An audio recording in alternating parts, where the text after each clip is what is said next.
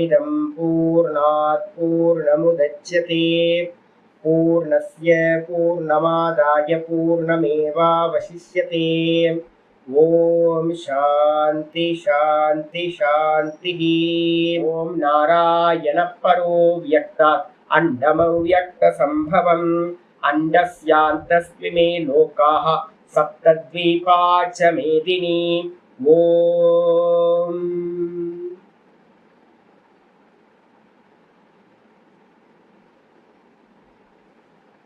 नारायण नारायण नारायण। எல்லாருக்கும் நமஸ்காரம்। நம்ம பார்த்துக்கிட்டு இருக்கிறது பகவத்கீதையில 12வது சாப்டர் பார்த்துட்டு இருக்கோம், பக்தி யோகம். இதுல நேற்று வரைக்கும் என்ன பார்த்துருக்கோம்? 18 ஸ்லோகங்கள் பார்த்துருக்கோம். 18 ஸ்லோகங்கள்ல 30 தர்மங்கள் வேல்யூஸ்ன்னு சொல்லலாம். நிர்குண தியானத்தை பண்றதுக்கு விஷயம் என்னன்னு கேட்டீங்கன்னா, வீட்டுல இருந்துகிட்டு எப்படி வேணாலும் இருந்துட்டு பாடம் கேட்டுக்கலாம். பாடம் கேட்கறதுல வந்து பாத்தீங்கன்னா 100% வந்து பாத்தீங்கன்னா உங்களுக்கு இதெல்லாம் அப்ளை பண்ண முடியாது. அப்ளை பண்றதுக்கான ப்ரிப்பரேஷன் தான் இப்ப நம்ம பண்ணிட்டு இருக்கோம்.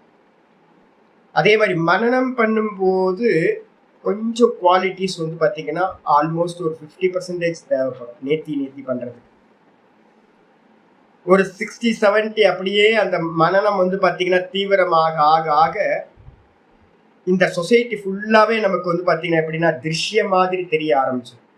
மனனம் தான் இங்க ரொம்ப முக்கியமானது. இந்த மனனத்தோட எண்டுல வந்து பாத்தீங்கன்னா பரிபக்குவமானதுக்கு பிறகு வந்து பாத்தீங்கன்னா இந்த குவாலிட்டிஸ் எல்லாமே வந்து பாத்தீங்கன்னா ஒருத்தனுக்கு சுவாபாவிகமா வர ஆரம்பிச்சு. நிதித்தியாசனம்னு சொல்லக்கூடிய நிர்குண உபாசனை, அக்ஷர உபாசனைன்னு பேர்.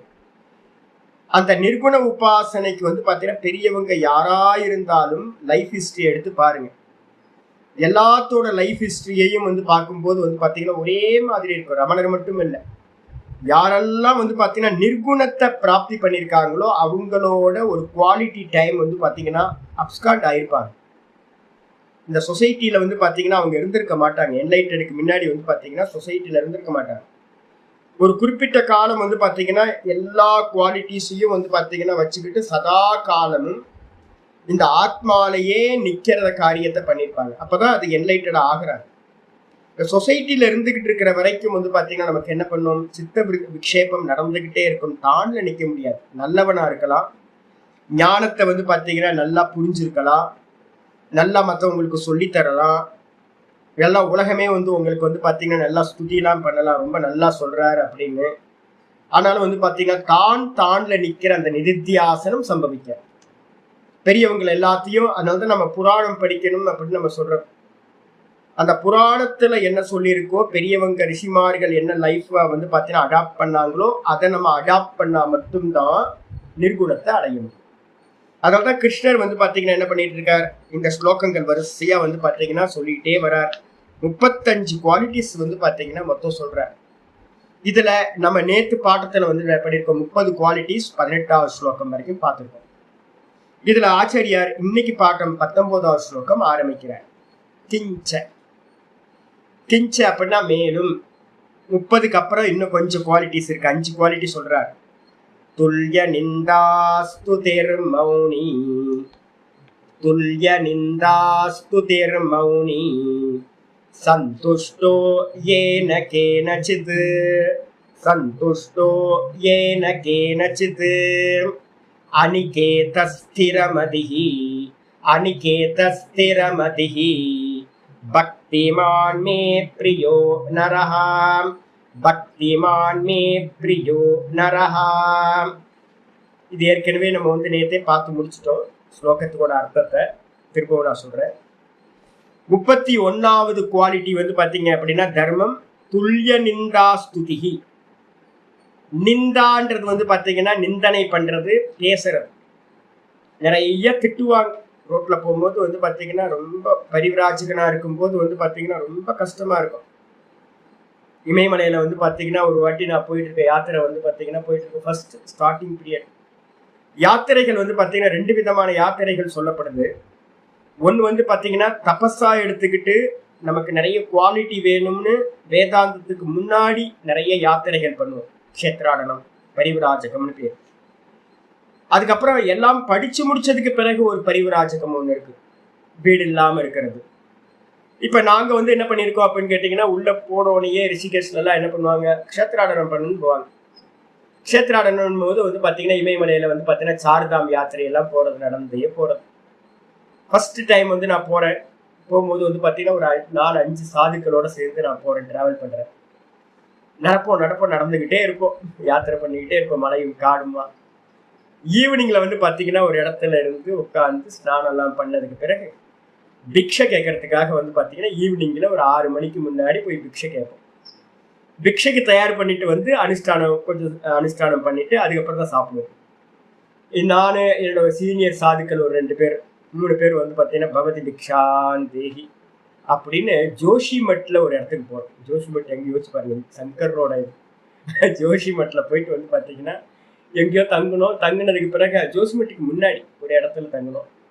போய் பகவதி பிக்ஷாந்தேகினோட வாசலை திறந்த ஒரு ஆள் வெளில வந்தார். வெளில வந்து பாத்தீங்கன்னா, நல்லா தானே இருக்க, உடம்புலாம் நல்லா தானே இருக்கு, வேலை செய்ய வேண்டியது தானே, வந்துட்டீங்க நல்லா வந்து பாத்தீங்கன்னா வேஷதாரியா அப்படின்ட்டு. எங்களுக்கு ஹிந்தி எனக்கு கொஞ்சம் தான் தெரியும். கண்ணா அப்படின்னு திட்ட ஆரம்பிச்சு. நான் இதான் நினைச்சுட்டேன், சாப்பாடு தானே கேட்டோம், நம்ம ஃபுட்டு தானே கேட்டோம், சன்னியாசி வேஷத்துல சாது வேஷத்துல இருக்கோம். அப்ப வந்து பாத்தீங்கன்னா அவங்க ஏகப்பட்ட திட்டுனா திட்டு. அவனுக்கு என்ன கோபமும் தெரியல, வீட்டுல நோ பிரச்சனை போல இருக்கு. அப்படியே உடனே என்னோட சாது வந்து பாத்தீங்கன்னா கூட இருந்தவர் வந்து பாத்தீங்கன்னா கிருஷ்ணானந்தான்னு ஒரு சுவாமி இருந்தார், கர்நாடகா சுவாமி. அவர் என்ன சொல்றாரு அப்படின்னு கேட்டீங்கன்னா, நான் எனக்கு வந்து பாத்தீங்கன்னா ரொம்ப ஒரு மாதிரி அசிங்கமா ஆயிடுச்சு எனக்கு.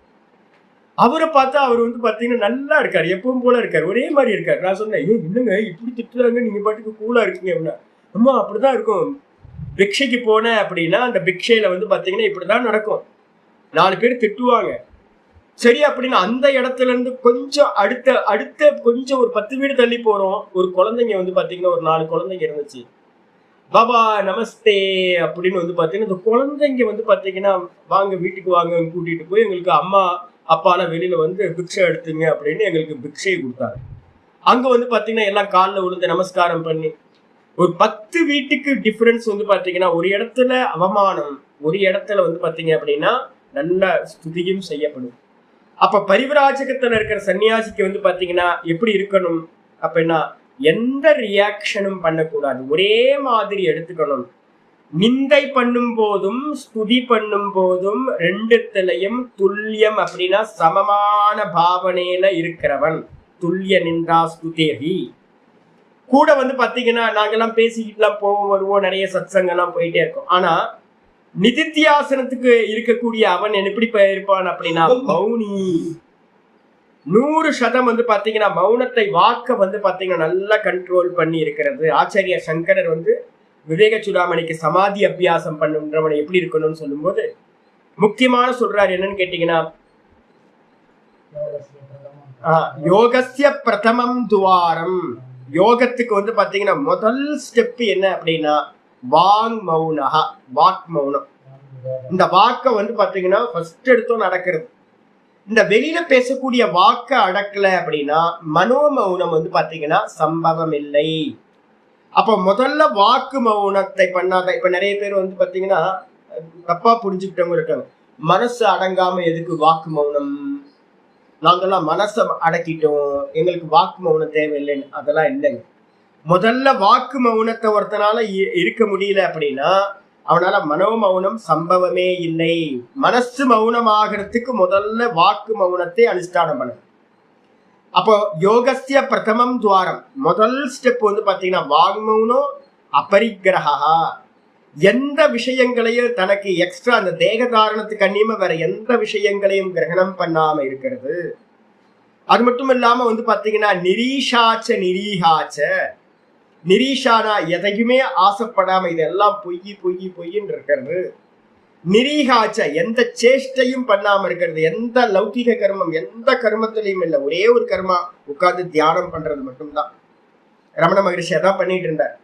வெறும் பிக்ஷைக்கு போறதை தவிர்த்துட்டு வந்து பாத்தீங்கன்னா நான் இதை பண்றேன் அதை பண்றேன்னு சுத்தி இருக்கிறது எல்லாத்தையும் எதையாவது பில்டப் பண்ணிட்டு இருக்கிறது இல்லை, பேசாம இருக்கிறது. நிரீஷா ஆசை இல்லாமல் இருத்தல், நிரீகா எந்த கர்மமும் செய்யாமல் இருத்தல், நித்தியம் ஏகாந்த சீலதா சதா காலமும் வந்து பாத்தீங்கன்னா ஏகாந்தத்திலேயே வாசம் பண்றது.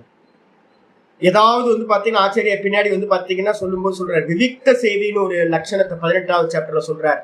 நதிக்கரையோ இல்ல வந்து பாத்தீங்கன்னா மலையில எங்கேயாவது மலை அடிவாரத்திலேயோ இந்த உலகத்தோட சம்பந்தம் இல்லாம ஏகாந்த வாசம் பண்றது, இது மாதிரி இருந்துகிட்டு தான் வந்து பாத்தீங்கன்னா நிதித்தியாசனம் பண்ணணும். நான் நகரத்துக்குள்ளார இருக்கிறேன் அப்படின்னா அதெல்லாம் முடியாது. வீட்டுக்குள்ளார இருக்கிறேன் அப்படின்னா கண்டிப்பா முடியாது. ஏன் அப்படின்னா மற்றவங்களோட எண்ண அலைகள் நம்மளை பாதிக்கும், நம்ம ரியாக்ட் பண்ணாம இருக்க முடியாது. அப்ப அதுக்காக ஆச்சாரியர் சொல்றாரு என்னன்னு கேட்டீங்கன்னா, மௌனி அப்படின்னு 32வது குவாலிட்டி சொல்லிட்டார். வீட்டுல இருந்துட்டு மௌனமா இருக்க முடியுமா? ஒரு நாள் இருந்தாவே கலவரம் ஆயிடும். ஒரு நாள் போன் பேசலனாவே வந்து பாத்தீங்கன்னா என்னாச்சு என்னாச்சு என்னாச்சுன்னு மற்றவங்க கம்ப்ளைண்ட் பண்ண ஆரம்பிச்சுருவாங்க. அப்ப நம்ம ரியாக்ட் பண்ண வேண்டியிருக்கு வீட்டுல இருந்துகிட்டு. அப்ப மௌனியா இருக்கணும் அப்படின்னா ஒரு நாள் 2 நாள் மௌனம் இல்லை, ஃபுல்லா மௌனம்.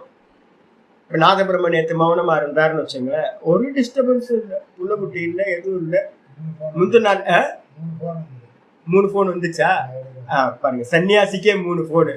யார் சதானந்தம் பண்ணியிருப்பாரு ஒருத்தர், அமரேஷ், யாரோ ஒருத்தர் 2 பேர். சன்னியாசிக்கே வந்து பாத்தீங்கன்னா நான் நினைச்சேன் போனே வந்திருக்காதுன்னு பார்த்தா, ஒரு சன்னியாசியா இருக்கிறவரே மௌனமா இருக்கும்போது வந்து பாத்தீங்கன்னா 3 பேரோட போன் வந்திருக்கு அப்படின்னா அப்ப நம்ம கிரகஸ்தரா இருக்கிறவங்களுக்கு என்ன இருக்கும் யோசிச்சு பாருங்க.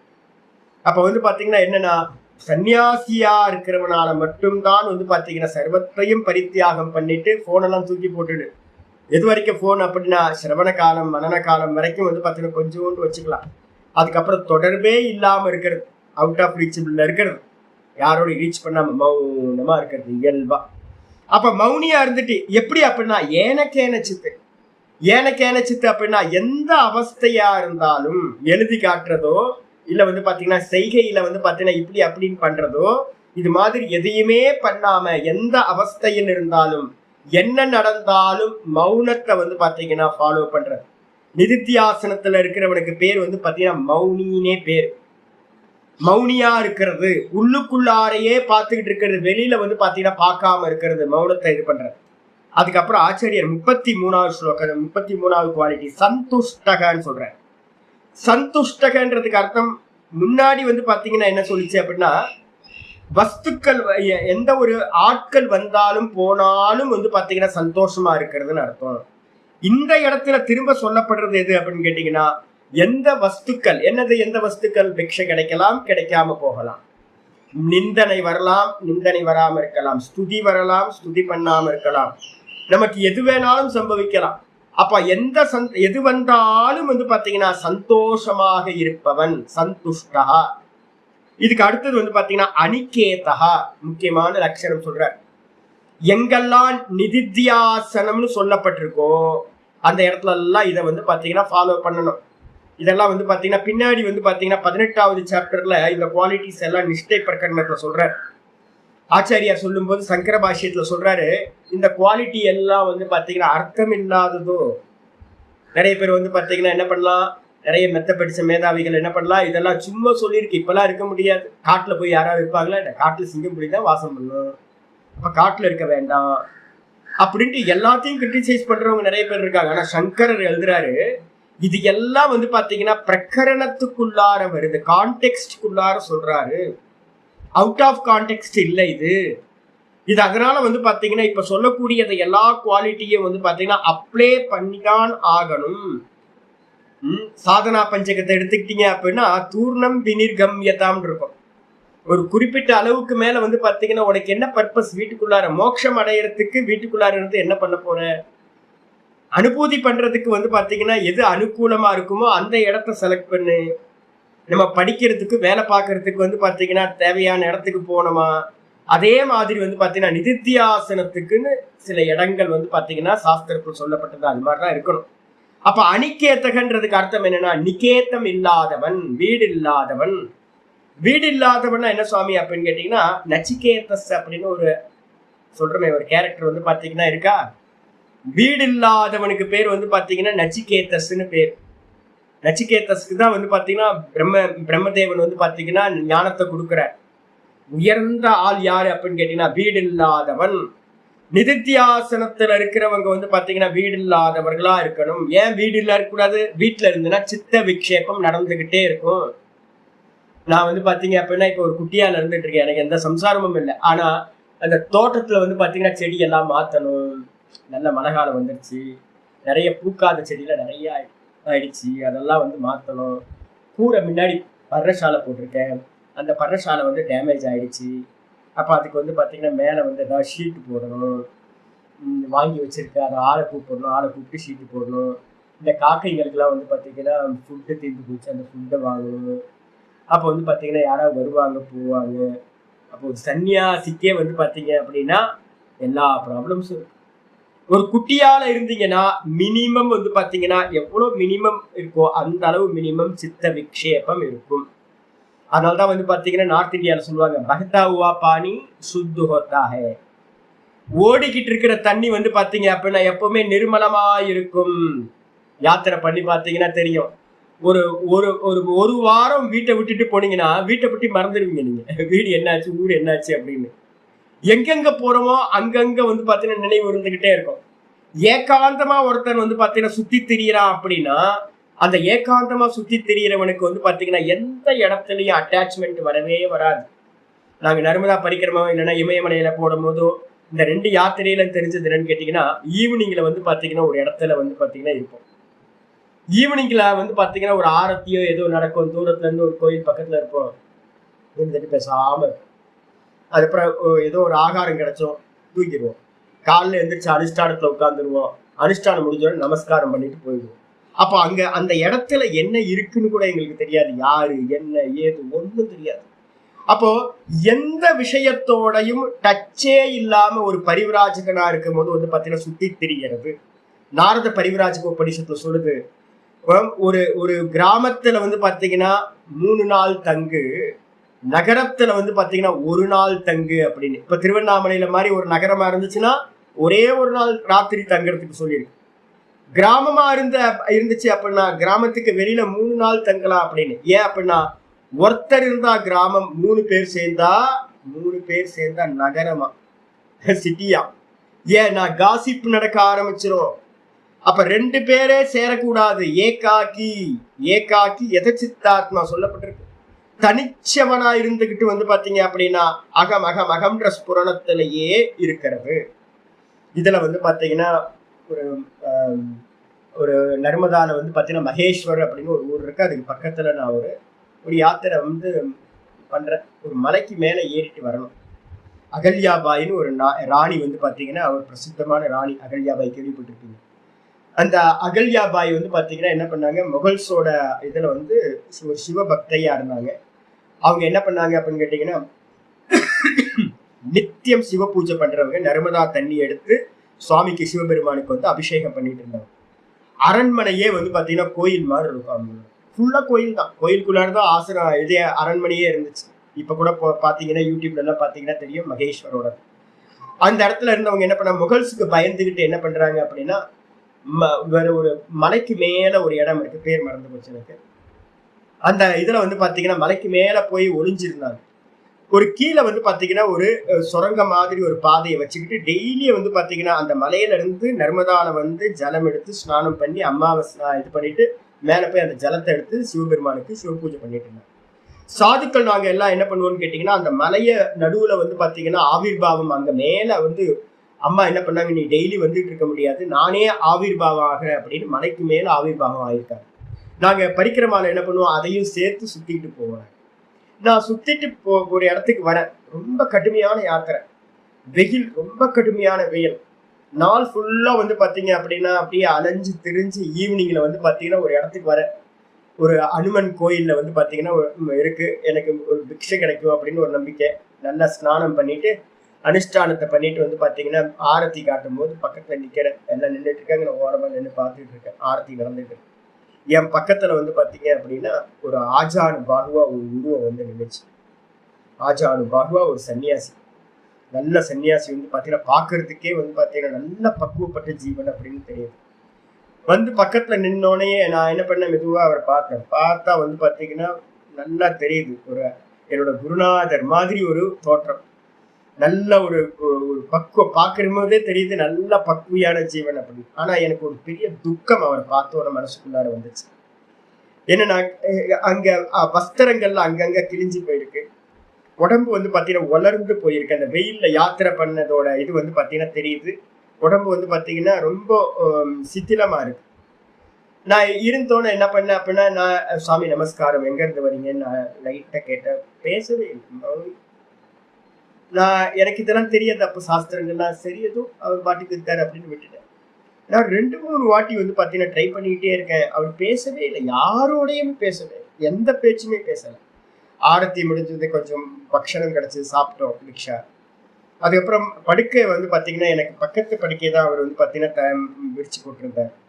நான் பக்கத்துல உட்கார்ந்ததுக்கு பிறகு வந்து பார்த்தீங்கன்னா அவரை பார்க்க பார்க்க எனக்கு பொங்கி பொங்கி வருது சார். துக்கம், பெரிய துக்கம் வருது. என்ன அப்படின்னா, நான் அவர்கிட்ட வந்து பார்த்தீங்கன்னா பேசி பேசி ட்ரை பண்றேன், ஒன்றும் பேசவே முடியல. நான் அப்புறம் லாஸ்டா ஒரே ஒரு வார்த்தை சொன்னேன், சாமி உங்களை பார்த்தா எனக்கு ரொம்ப துக்கமா இருக்கு, ரொம்ப ரொம்ப துக்கமா இருக்கு. என்ன அப்படின்னு கேட்டீங்கன்னா, உங்களை மாதிரி வயசுல நீங்க எங்கேயாவது ஒரு இடத்துல இருக்கணும், நான் என்ன மாதிரி சின்ன பசங்கள்லாம் உங்களுக்கு வந்து பார்த்தீங்கன்னா சேவை பண்ணிட்டு இருக்கணும். நீங்க இந்த கடுமையான என்னோட உடம்பு தாங்க மாட்டேங்குது இந்த வயசுல. நான் சொல்றது 33 வயசுல.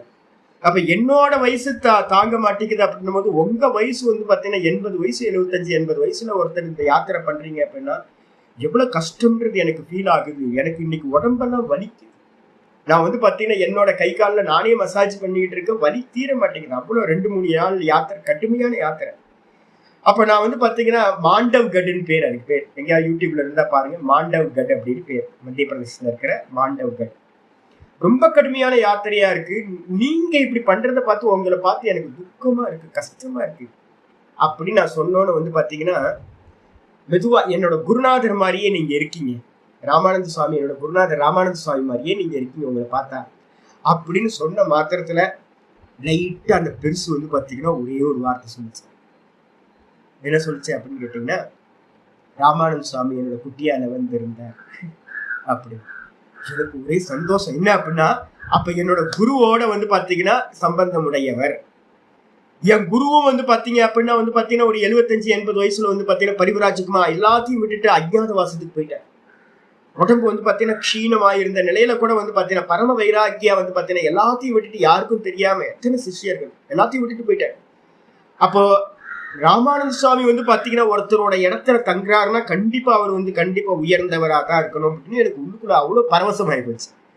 அதுக்கப்புறம் வேற வார்த்தையே பேசுறேன். நான் வந்து பாத்தீங்கன்னா சொன்னேன், மெதுவா நான் பாட்டுக்கு புலம்பிட்டு இருக்கேன் ஏதோ.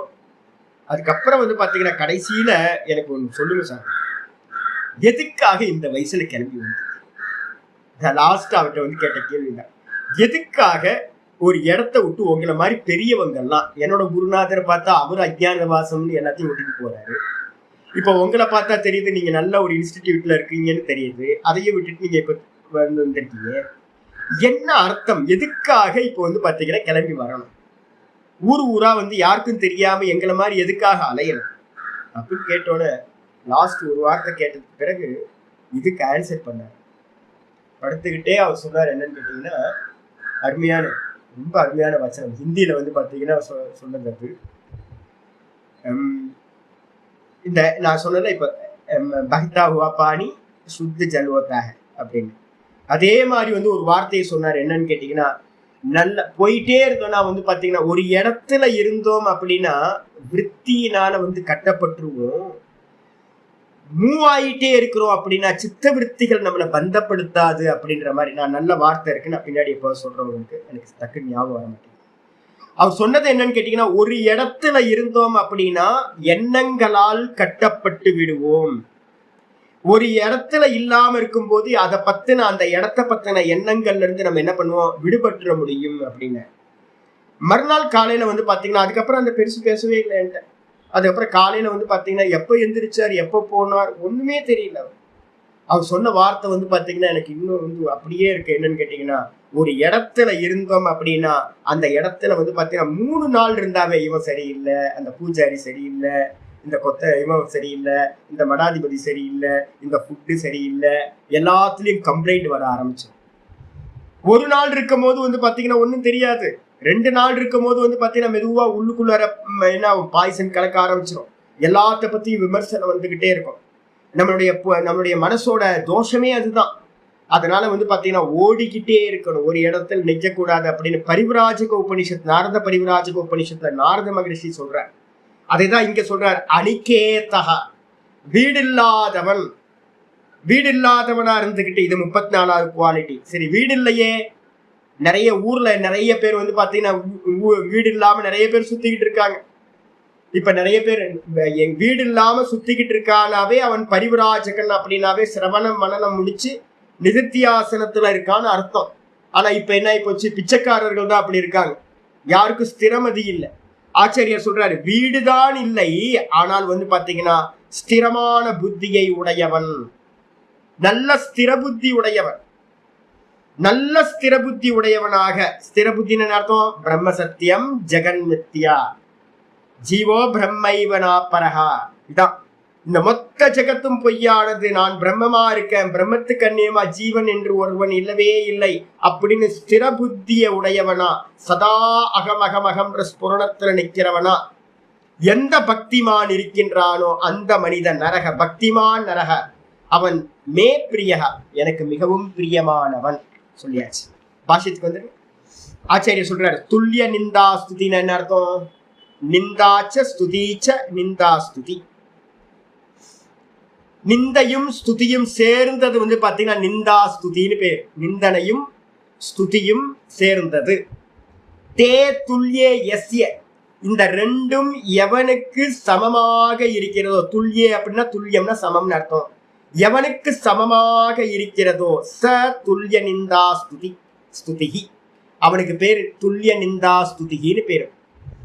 புகழ்ச்சியையும் இகழ்ச்சியையும் ஒரே மாதிரி எந்த ஒரு விகாரமும் இல்லாமல் பார்ப்பவன் அப்படின்னு அர்த்தம். மௌனி, மௌனின்னு அர்த்தம் மௌனவான். மௌனவான்றதுக்கு அர்த்தம் என்னது? சையத வாக்கு, இந்த வாக்கை கண்ட்ரோல் பண்ணவன்.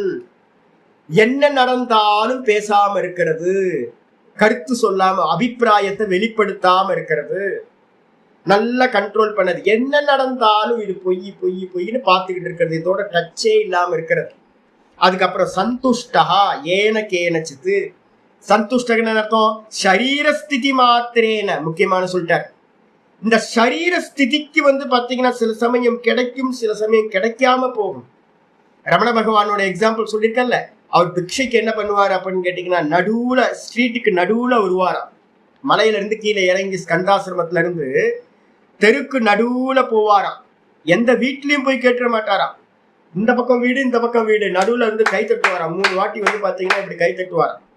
யாராவது வந்து கொடுத்தா ஃபுட்டு உண்டு, 5 வீடோ 7 வீடோ கணக்கு வச்சிருக்கிறது, நேரா கேட்கறதுலாம் இல்ல, பவதி பிக்ஷாந்தேகிய நாங்களாவது வீட்டுக்கு முன்னாடி போய் கேட்போம். பகவான் வந்து அது கூட பண்ணல, கையை தட்டியிருக்கார். பட்டினத்தார் அது மாதிரிதான், கொண்டு வந்து கொடுத்தால் உண்பேன் அப்படின்னு பட்டினத்தார் வந்து விரதம் இருந்துட்டார். ஆமா, கொடுத்தாதான் சாப்பிடுவேன், இல்லைன்னா ஒன்னும் இல்லை தேவையில்லை அப்படின்னு அது பாட்டுக்கு இருந்துட்டார். இது மாதிரி இருந்திருக்காங்க. அப்ப பகவான் என்ன பண்ணிருக்காரு அப்படின்னா, 5 வீடு கிடைக்கல அப்படின்னா இவங்க கணக்கு வச்சிருப்பாங்க, மதுகரி பிக்ஷா அப்படின்னு பேரு. 5 வீடு கிடைக்கல அப்படின்னா 6வது 7வது வீடு போலாமா சுவாமி அப்படின்னா இல்ல, 5 வீடு கணக்கு இல்ல, கிடைக்கல. ரமண பகவான் சொல்லுவாரு அந்த தேகத்தை பார்த்து, உனக்கு இன்னைக்கு தான் ஃபுட்டு இல்லை, இன்னைக்கு பிக்ஷா இல்லை, போ உனக்கு ஃபுட்டு வேணுமா உனக்கு அப்படின்னு தன்னோட தேகத்தை பார்த்து தானே பேசிட்டு மேலைக்கு மேல போயிடுவார். அப்ப என்ன அர்த்தம்? சரீரத்தை நிக்க வைக்கிறதுக்கான ஃபுட்டா இருக்கட்டும், இல்ல வந்து பாத்தீங்கன்னா வஸ்திரமா இருக்கட்டும், போர்வையா இருக்கட்டும், எது கிடைச்சாலும் கிடைக்கலனாலும் ஏனக்கேனச்சித்து. ஆச்சாரியர் என்ன சொல்றாரு? எந்த சூழ்நிலையா இருந்தாலும், எந்த விதத்தில் இருந்தாலும் சந்துஷ்டக. சரீரம் நான் இல்லை, சரீரத்துக்கு என்ன இருக்கோ, பிராரப்தம் என்ன இருக்கோ அது போகம் பண்ணட்டும். அது பசியா இருக்கட்டும், குளிரா இருக்கட்டும், எது வேணா இருக்கட்டும், எது வென்றாலும் பரவாயில்ல, எனக்கும் இதுக்கும் சம்பந்தம் இல்லை அப்படின்னு சதா சந்தோஷத்தோட அலம்புத்தி திருப்தியோட இருக்கிறவன் சொல்லியாச்சு, சந்துஷ்டா. ததாச்ச உக்தம், அது போலவே வந்து பாத்தீங்கன்னா சொல்லப்பட்டும் இருக்கு. மகாபாரதத்துல இருந்து சங்கரர் வந்து பாத்தீங்கன்னா கொட்டேஷன் கொடுக்கிறார். அது போலவே மகாபாரதத்துல நிதித்தியாசனத்துல இருக்கிற பரிவிராஜகனை பத்தி சொல்லப்பட்டிருக்கு. என்ன சொல்லப்பட்டிருக்கு? ஏன கேனசிதாச்சன்னஹ ஏன கேனாச்சிதாசிதஹ யத்ர க்வசன்னஷாயி ஸ்யாத் தம் தேவா பிராமணம் விதுஹு. அற்புதமான ஸ்லோகம். ஏன கேனச்சித் ஆச்சன்னஹ. ரோட்ல வந்து பாத்தீங்க அப்படின்னா போறோம், பரிவிராஜகனா போறான், குளிர் இருக்கு, ரொம்ப குளிரா இருக்கு, என்ன பண்றது அப்படின்னு பார்த்தா வந்து பாத்தீங்கன்னா எங்கேயோ வந்து பாத்தீங்கன்னா யாரோ ஒரு ஸ்திரீ வந்து பாத்தீங்கன்னா தன்னோட பாவடையை வந்து பாத்தீங்கன்னா அவுத்து போட்டு தேவையில்லைன்னு தூக்கி போட்டுருக்காங்க, கண்ணில் அதான் மாட்டுது, எடுத்து கட்டிக்கிறது. பாவட சாமி நாங்களாம் இங்க பார்த்துருக்கோம். அது மாதிரி திருவண்ணாமலையில வந்து பாத்தீங்கன்னா அது மாதிரி சாதுக்கெல்லாம், மெய் மறந்த சாதுக்கெல்லாம் இருந்திருக்காங்க. என்ன கிடைக்குதோ, ஏதோ கந்தலோ ஆடையோ இல்ல வந்து பாத்தீங்கன்னா நம்ம தானே பாக்குறோம், ஐயோ இது இப்படி ஆச்சு, இது புடவையாச்சு, இது ஒரு நைட்டிய போட்டு ஒரு சாமி அலைஞ்சுக்கிட்டு இருந்தேன் பார்த்துருக்கோம். எனக்கு சிரிப்பா வருது, அந்த சாமி நைட்டிய போட்டு அலைஞ்சுக்கிட்டு இருந்தாரு, ஆசிமாரி நைட்டி சுவாமியா இருக்காரு அப்படின்னு. நமக்குதான் அது நைட்டி, அது பாவடை, அது கந்தல், கோணி பையி, கந்தலா இருக்கு, அழுக்கா இருக்கு, இதெல்லாம் தன்னை மறந்து வந்து பாத்தீங்க அப்படின்னா சதா பிரம்மஸ்வரூபத்துல இருக்க என்னவோ கிடைக்கிறத எடுத்து மேல வந்து பாத்தீங்கன்னா மூடிக்கிறது. போத்திக்கிறதுக்கு எது கிடைக்குதோ, உடுத்திக்கிறதுக்கு எது கிடைக்குதோ, ரோட்ல என்ன கிடைக்குதோ வழியில பாதையில அதை எடுத்து போட்டுக்கிறது. அதான் இங்க சொல்லுது, ஏனக்கேனச்சித ஆச்சன்ன. சில பேர் வந்து பாத்தீங்கன்னா நல்ல வஸ்திரங்களும் கொடுப்பாங்க, நல்ல பக்தர்களா இருப்பாங்க, ஐயோ இவர் நல்ல உயர்ந்த நிலையில இருக்காருன்னு. அவங்களுக்கு வந்து பாத்தீங்கன்னா நல்லது போட்டாலும் அப்படிதான் 2 நாள் கழிச்சு பாத்தீங்கன்னா திரும்ப பழசா இருக்கும், எங்கேயாவது எதையாவது இதை போட்டு வேற ஏதோ ஒன்று போட்டிருப்பாங்க. அப்ப வந்து பாத்தீங்கன்னா என்ன கிடைக்குதோ அதை வச்சு தேகத்தை மூடிக்கொள்பவனாக ஆச்சன்னக. ஆச்சன்னகன்றதுக்கு அர்த்தம் உடையா இருக்கும், இல்லைன்னா போர்வையா இருக்கும், பிளாங்கெட்டா இருக்கும். எது கிடைக்குதோ, ஏனக்கேனச்சித ஆஷிதக, ஆஷிதக எது கிடைக்குதோ வந்து பாத்தீங்கன்னா அதை எடுத்து சாப்பிட்டுட்டு இருக்கிறது. நிறைய சாதுக்கள் நான் பார்த்துருக்கோம். என்னன்னு கேட்டீங்க அப்படின்னா நம்ம பழனியில வந்து பாத்தீங்கன்னா அந்த சாக்கடை சித்தர்னு ஒரு சுவாமி இருந்தார், நிறைய பேர் இருந்திருக்காங்க. என்ன கிடைக்குதோ, தபோவன் மகராஜ்ல இருந்து ஆரம்பிச்சு நிறைய பேர் இருந்திருக்காங்க. அந்த அவஸ்தையில வந்து பாத்தீங்கன்னா என்ன இருக்காது, இது ஹைஜீனிக்கா இருக்கா ஃபுட்டு, இந்த தண்ணி ஆர்ஓ வாட்டரா, இது வந்து பாத்தீங்கன்னா எப்படி பியூரிஃபை, யாரு சமைச்சா, இது வந்து பாத்தீங்கன்னா மாமி சமைச்சதா, அக்ரஹாரத்துல ஃபுட்டா, இல்ல வந்து பாத்தீங்க அப்படின்னா சாண்டாளன் வீட்டு ஃபுட்டா, என்ன ஜாதி, என்ன மதம், என்ன கோத்திரம், என்ன குலம் அப்படின்றதெல்லாம் இல்ல. எது கிடைக்குதோ வந்து பாத்தீங்க அப்படின்னா எனக்கு இந்த தேகத்தை ரன் பண்றதுக்கு ஸ்திதிக்கு ஒரு பசிக்குது, அப்ப யாரு என்னெல்லாம் பாக்குறது இல்ல, என்ன கிடைக்குதோ அதை சாப்பிடுறது. அது மட்டும் இல்ல, எத்தனை கொச்சன் நஷாயி, எந்த இடம் கிடைக்குதோ, நம்ம சொல்லுவோம் நாங்க யாத்திரையில வந்து பாத்தீங்கன்னா ஸ்மசானத்துல எல்லாம் படுப்போம், காடோ மேடோ கடை வாசலோ, சில சமயம் வந்து பாத்தீங்கன்னா எதுவுமே கிடைக்காது, நல்ல ரெயின், நல்ல மழை பெஞ்சுக்கிட்டு இருக்கு அப்படின்னா இமயமலை யாத்திரையில எதுவுமே கிடைக்கல, ஐயோ நல்ல மழை பெஞ்சுக்கிட்டு இருக்கு அப்படின்னா எந்த கடை வாசல் கிடைக்குதோ அதை படுத்துருவோம். அதுக்கப்புறம் வந்து பாத்தீங்கன்னா கவர்மெண்ட் ஆபீஸ் எது கிடைச்சதோ அதுல படுத்துருவோம், நைட்டு படுத்து எந்திரிச்சு காலைல எந்திரிச்சு போக வேண்டியதுன்னு. அதுக்கப்புறம் போலீஸ் ஸ்டேஷன் தான் எங்களோட பக்காவான இடம், எங்களுக்கு பிடிச்ச இடம் எது அப்படின்னு கேட்டீங்கன்னா போலீஸ் ஸ்டேஷன். நேரா மழை பெய்யுது அப்படின்னா எங்க போலீஸ் ஸ்டேஷன் இருக்கான்னு பார்த்து அங்க ஒதுங்கிடுவோம். அங்கேயும் வந்து பாத்தீங்கன்னா சாமி இங்க படுத்துங்க சாமி அப்படின்னு அங்க இருக்க போலீஸ் என்ன பண்ணுவாங்க, ஏதாவது ஒரு லாக்அப் கூட சில சமயம் நான் 1-2 இடத்துல லாக்அப்லேயே படுத்து தூங்கியிருக்கேன், நல்லா சுகமா தூங்கிட்டு வந்து பாத்தீங்கன்னா காலில் எந்திரிச்சு போறது.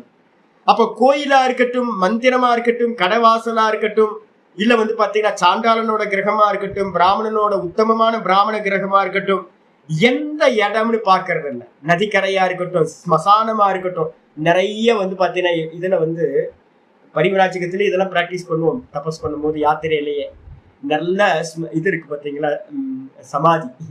சமாதிக்கு இந்த வெயில் காலத்துல வந்து பாத்தீங்கன்னா ரொம்ப வெக்க புழுக்கம் இருக்கும் நார்த் இந்தியாவில். என்ன பண்றது அப்படின்னு கேட்டீங்கன்னா, அந்த நதிக்கரையோரத்துல வந்து பாத்தீங்கன்னா சமாதியை நல்லா பூசி வச்சு பக்காவா பண்ணி வச்சிருப்பாங்க, மேல விரிச்சு போட்டு படுத்துறது. கீழே ஒருத்தர் படுத்திருப்பார், நம்ம மேல படுத்திருப்போம். பயம் வரும். நைட்டு 1 மணிக்கு வந்து பாத்தீங்கன்னா பேய் வந்துருமோ அப்படின்னா, என்ன பேயாவது மண்ணை கட்டியாவது, நம்மளை காட்டிலும் பெரிய பேய் இது வந்தா பேசிக்கிட்டு இருக்கலாம் அப்படின்னு வந்து பாத்தீங்கன்னா நல்லா ஸ்மசானத்துல தான் படுக்க. அப்ப வந்து என்ன அர்த்தம் அப்படின்னு கேட்டீங்கன்னா, சாதாரண ஒரு யாத்திரை பண்றவனுக்கே இந்த மனநிலை இருக்கு அப்படின்னா சுரூபத்துல நிக்கிறவனுக்கு எப்படி இருக்கும், ஏதோ ஒரு இடம், இந்த சரீரம் கிடக்கிறதுக்கு ஒரு இடம். ஏனக்கேனச்சித அஷி, ஏனக்கே எத்திர கொச்சனாயி சியாத், அப்படிப்பட்டவனா இருக்கிறவனுக்கு தம் தேவா பிராமணாம் விதுகு, அவனை வந்து பிராமணன் என்று சொல்கிறார்கள். பிராமணன் என்ன அர்த்தம், முக்கிய பிராமணன் பேரு. இப்ப நம்ம ஜாதி பிராமணர்களை சொல்லிட்டு இருக்கமே, அவர் நல்ல பிராமணர், வேதம் படிச்சவர் அப்படின்னு, அவருக்கெல்லாம் பேரு கவுன பிராமணர்கள் அப்படின்னு பேரு. கவுன பிராமணர்கள்னா செகண்டரி, ஃபர்ஸ்ட் முக்கிய பிராமணன் இல்ல. முக்கிய பிராமணன் யாரு அப்படின்னா பிரம்மத்தை அறிந்தவன் தான் பிராமணன். அதனால வந்து பாத்தீங்கன்னா இப்ப நாம சொன்ன மாதிரி வந்து எவன் இருக்கின்றானோ அவனுக்கு பேரு பிராமணன் என்று பெரியவர்கள் வந்து பாத்தீங்கன்னா பிரம்மத்தை அறிந்தவர்கள் சொல்கிறார்கள் அப்படின்னு மகாபாரத சாந்தி பருவத்துல இருக்கு. அதுக்கப்புறம் கிஞ்ச, அது மட்டும் இல்ல, அவன் அப்படி இருக்கா அப்படின்னா வீடு ஏதாவது வச்சிருப்பானா சுவாமி அப்படின்னா அனிகேதோ. அனிகேதக அப்படின்னு என்ன அர்த்தம்? நிகேத ஆசிரயோ நிஸ்வாசோ நிவாசோ. நிகேதக, நிகேதம்னா என்ன அர்த்தம்? நம்ம சொல்றோம்ல நிறைய பேர்லாம் வச்சிருக்கோம், ஸ்ரீ நிகேதக, லக்ஷ்மி நிகேதம், ஐஸ்வர்ய நிகேதம், நிறைய வீட்டுக்கெல்லாம் பேர் வைக்கிறோம். நிகேதம்னா என்ன அர்த்தம்? நிவாசஸ்தானம், ஆசிரியம். நம்ம சார்ந்து டெய்லி எங்க போனாலும் வீட்டுக்கு வந்து நம்ம இருக்கோம். அப்ப நம்ம சார்ந்து இருக்கிறதுக்கு ஒரு வீடு இருக்கு. அது மாதிரி நிவாசஸ்தானம் நியத்தோ ந வித்யதே யஸ்ய. எவனுக்கு வந்து பாத்தீங்கன்னா இந்த வீடு அப்படின்னு டெய்லி வந்து பாத்தீங்கன்னா என்னோட வீடு ஒண்ணு இருக்கு அப்படின்னு இல்லாதவன். அப்ப என்ன அர்த்தம்? ஒரு ஸ்தானம் இல்லாதவன். இன்னைக்கு எங்க படுக்கையோ நாளைக்கு எங்க படுக்கையோ, இன்னைக்கு எங்க உணவோ நாளைக்கு எங்க உணவோ, உணவு கிடைக்குமா கிடைக்காதா, படுக்க இடம் கிடைக்குமா கிடைக்காதா அப்படின்னு எதுவுமே இல்லாதவனா வந்து பாத்தீங்கன்னா எஸ்ய ச அனிகேதக. நீங்க எங்கேயாவது திருவண்ணாமலைக்கு வந்தீங்க அப்படின்னா யூடியூப்ல கூட பார்க்கலாம். நம்ம யோகி வந்து பாத்தீங்கன்னா விசிறி சுவாமியா இருக்கார் பாத்தீங்களா, ராம் சுரத்குமார், அவரோட லைஃப்பை வந்து பாத்தீங்க அப்படின்னா இதெல்லாம் அப்படியே பொருந்தி வரும்.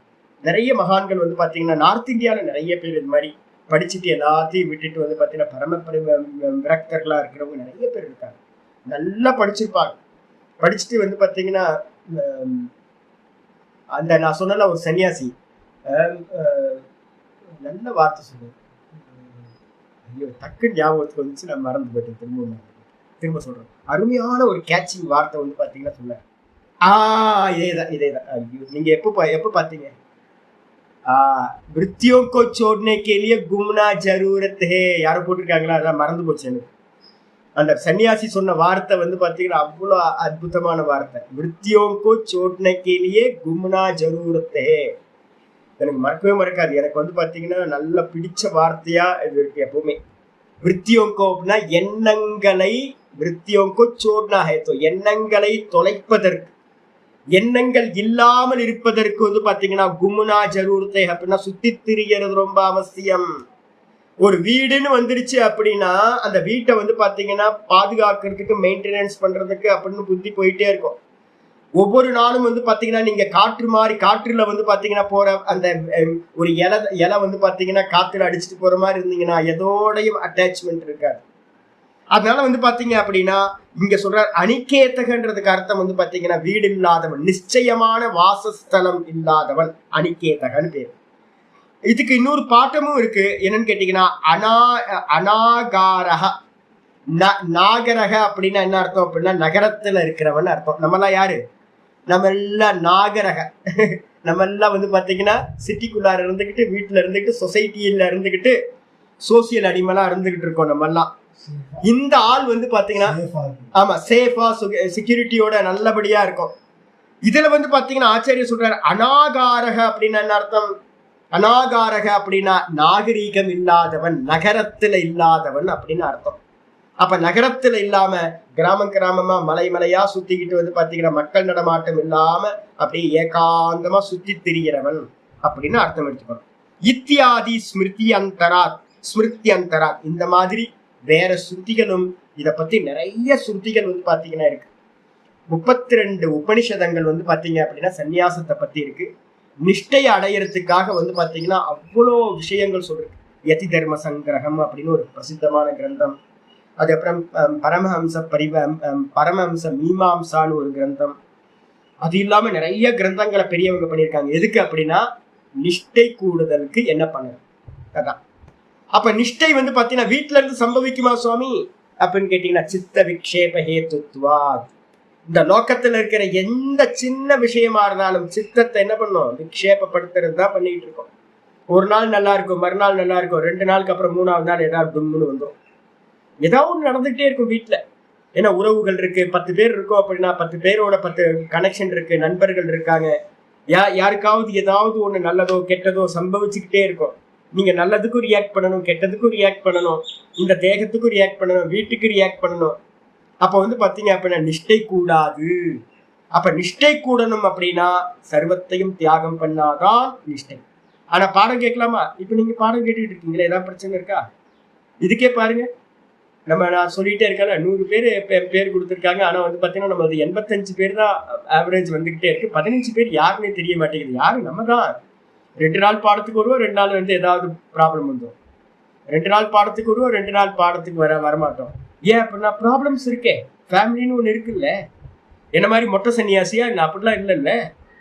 அப்போ வந்து பாத்தீங்க அப்படின்னா ப்ராப்ளம்ஸ் வந்துகிட்டே இருக்கும். இதுல வந்து நீங்க பாடம் கேட்கறதே வந்து பாத்தீங்கன்னா கஷ்டமா இருக்கு. எவ்வளவு தியாகம் பண்ண வேண்டியிருக்கு. காலையில 6:30 இருந்து 8 மணி வரைக்கும் எவ்வளவு முக்கியமான டைம், ப்ரைம் டைம்ல வீட்டுல இந்த டைம்ல பாடம் கேட்கறதே, தொடர்ந்து பாடம் கேட்கறதே பெரிய அசகாய சூரத்தனம் தான் நீங்க எல்லாம் பண்றதெல்லாம். இதுல கண்ணை மூடி எல்லாத்தையும் விட்டுட்டு கண்ணை மூடி உட்காரணும்னா வீட்டுல முடியுமா? முடியாது. அப்ப அதனால வந்து பாத்தீங்கன்னா நிறைய ஸ்மிருதிகள் இந்த விதமாவே சொல்கின்றன. அது அப்புறம் ஸ்திரமதிகி.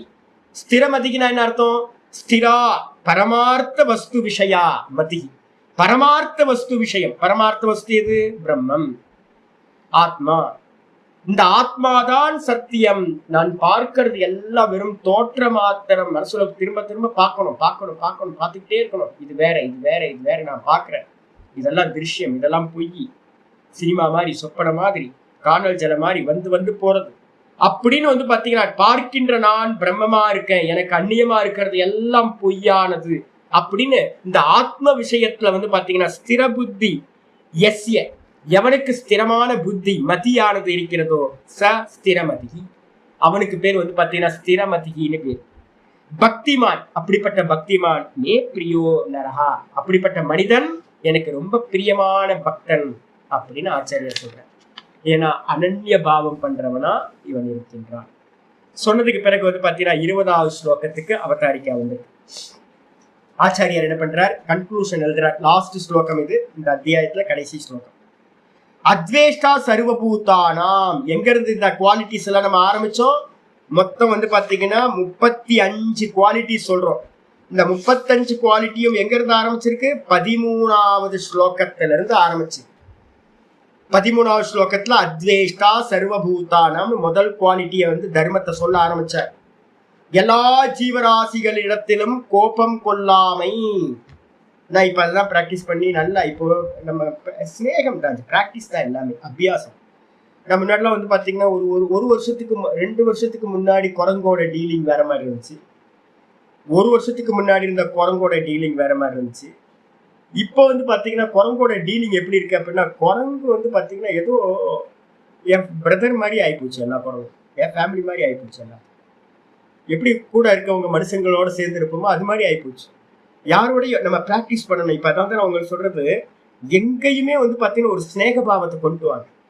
இது விராட்ல ஒருத்தர் நம்ம பக்தி பண்ணும் போதே கொண்டு வாங்க. எனக்கு வேறானவர் இவர் இல்லை, இது எனக்கு வேறானது இல்லை, இது எல்லாம் விராட் ரூபம், இதெல்லாம் விராட் ரூபம். வர வர வர மெதுவா பாவிக்க எல்லாத்துலயும் ஒரு துவேஷம் இல்லாத தன்மை வந்துடும். எல்லாத்துலயும் ஒரு ஸ்நேகம் வர ஆரம்பிச்சு. அப்போ 13வது ஸ்லோகத்துல அத்வேஷ்டா சர்வபூதானாம் ஆரம்பிச்சு இத்தியாதினா அக்ஷரஸ்ய உபாசகானாம். யாரெல்லாம் மனனம் பண்றீங்களோ அவங்க எல்லாம் இந்த லைன்லாம் ஹைலைட் பண்ணிக்கணும். யாரு வந்து பாத்தீங்கன்னா அக்ஷர உபாசகனா யாரெல்லாம் இருக்காங்களோ அவர்களுக்கு, அக்ஷர உபாசகன் அர்த்தம் நிர்குணத்தை உபாசிக்கின்றவர்கள். அந்த நிர்குணத்தை உபாசிக்கிற உபாசனை என்ன சிந்தனை பண்றதா? அப்படியா பார்த்தோம்? எங்கேயாவது உபாசனைக்கு லட்சணம், எங்கேயாவது உபாசனைக்கு லட்சணம்னு ஒண்ணு போட்டிருக்கு பார்த்தோமானமோ? எங்க பார்த்திருக்கோம் அப்படின்னு கேட்டீங்கன்னா உபாசனம் நாம அப்படின்னு வந்து பாத்தீங்கன்னா உங்களோட பிடிஎஃப்ல 9வது பேஜ்ல 3வது ஸ்லோகத்துக்கு 9வது பேஜ்ல சொல்லியிருக்கேன். ஆச்சாரியர் சங்கரரே வந்து பாத்தீங்கன்னா உபாசனம்னா தைலதார மாதிரி ஒரே விஷயத்துல இருக்கிறது. நிர்குணத்துல தைலதார மாதிரி இருந்துச்சு அப்படின்னா, நிர்குணம்னா ஆப்ஜெக்ட் இல்ல, சிந்தனை இல்ல, விஷயம் இல்ல, வெறும் ஸ்புரண மாத்திரமா அகம்ன்ற ஸ்புரண மாத்திரமா இருக்கிறது. அதுக்கு பேர் தான் அக்ஷர உபாசனை. அந்த அகம்ன்ற ஸ்புரண மாத்திரமா இருக்கிறது எதுவோ அந்த உபாசனைக்கு பேரு ஆச்சாரியர் சொல்றார் அக்ஷர உபாசகானாம். நம்ம வந்து கிரந்தங்கள் எடுத்து வச்சுக்கிட்டு நான் நிதித்தியாசனம் பண்றேன் அப்படின்னு சொன்னா என்ன பண்ணுவோம் நம்ம? எப்பா அது மனனம்ப்பா, அதுவும் வந்து பாத்தீங்கன்னா கம்பேர் ஸ்டடிஸ் யாரும் போறது இல்லை.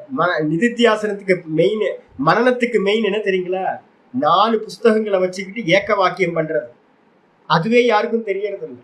இப்போ உங்களுக்கு நான் வந்து பாத்தீங்கன்னா இன்டைரக்டா நிறைய கம்பேர் ஸ்டடிஸ் பண்ணிட்டே வரல. என்னன்னா எல்லாம் சொல்ல வர்றது ஒரே ஒரு வாக்கியம் தான், பிரம்ம சத்தியம் ஜெகன் மித்யா ஜீவோ பிரம்மைவ நாபர. இவ்வளவுதான்.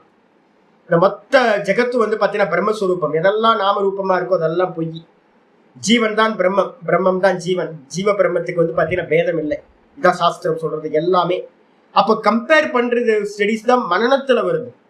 நம்ம ஒரு கிரந்தத்தை எடுத்து வச்சுக்கிட்டு நாம் நிதித்தியாசனம் பண்ற அப்படின்னா மனநத்துக்கு அர்த்தம் தெரியல, நிதித்தியாசனத்துக்கு அர்த்தம் தெரியல. அப்ப நிதித்தியாசனத்துக்கு தான் இந்த கண்டிஷன்ஸ் எல்லாம் அப்படியே வருது.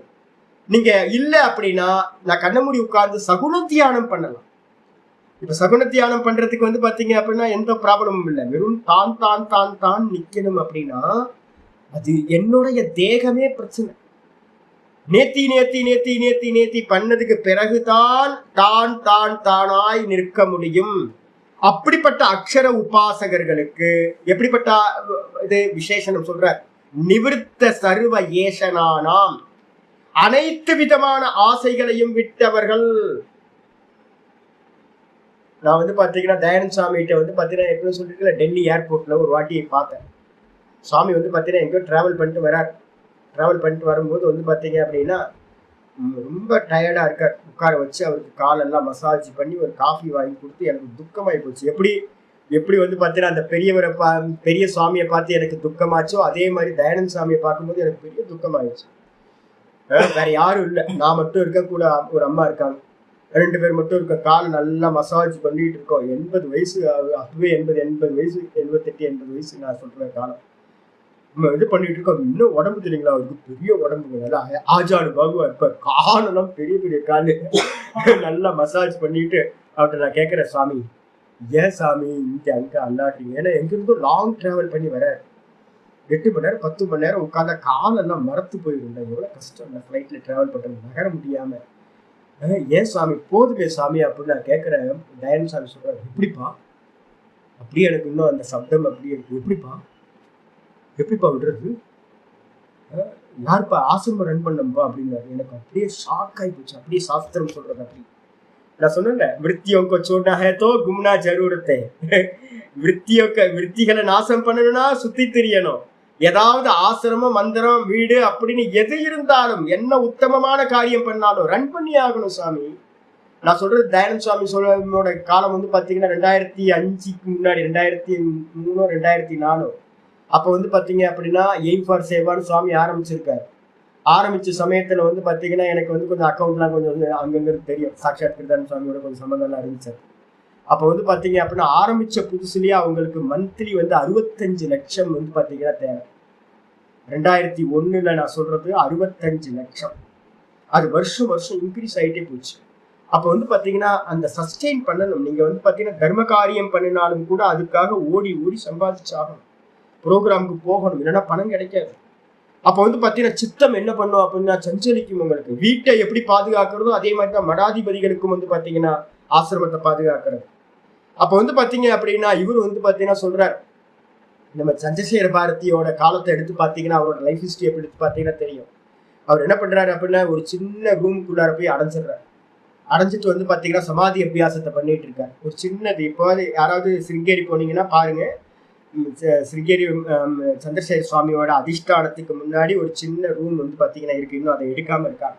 இப்ப எடுத்தாங்கன்னா என்னன்னு தெரியல, நான் போகும்போது முன்னாடி இருந்துச்சு. அந்த சின்ன ரூம்ல என்ன பண்ணுவாங்க அப்படின்னு கேட்டீங்கன்னா ஒரு சின்ன விண்டோ இருக்கும். அந்த விண்டோல வந்து வேலைக்கு வந்து பாத்தீங்கன்னா ஃபுட்டு வைப்பாங்க. பல நாள் வந்து பாத்தீங்கன்னா அந்த ஃபுட்டு எடுக்காது. சில சமயம் அந்த ஃபுட்டு எடுத்திருப்பாங்க. உள்ள வந்து பாத்தீங்கன்னா சுவாமி வந்து உள்ளே தான் இருந்தார், வெளியில வரவே இல்லை. ஒரு முறை வந்து பாத்தீங்கன்னா சுவாமியை பார்த்து மேனேஜர் சொல்றாரு, அங்க இருக்கிற மேனேஜர் வந்து சொல்றாரு, சுவாமி நீங்க வந்து பீட்டத்துல உட்காரணும், உங்களுக்கு எல்லாத்துக்கும் ஆசீர்வாதம் பண்ணாதான் தனம் கிடைக்கும், டொனேஷன் கொடுப்பாங்க. சுவாமி பீட்டத்துல இல்லை அப்படின்னா நிறைய வெல்த்தியா இருக்க பெர்சன்ஸ் யாருமே வரமாட்டாங்க. அப்ப தனவந்தர்கள் யாரும் வரல அப்படின்னா ஆசிரமத்துக்கு வந்து பாத்தீங்கன்னா பணமே இல்லாம போயிடும்.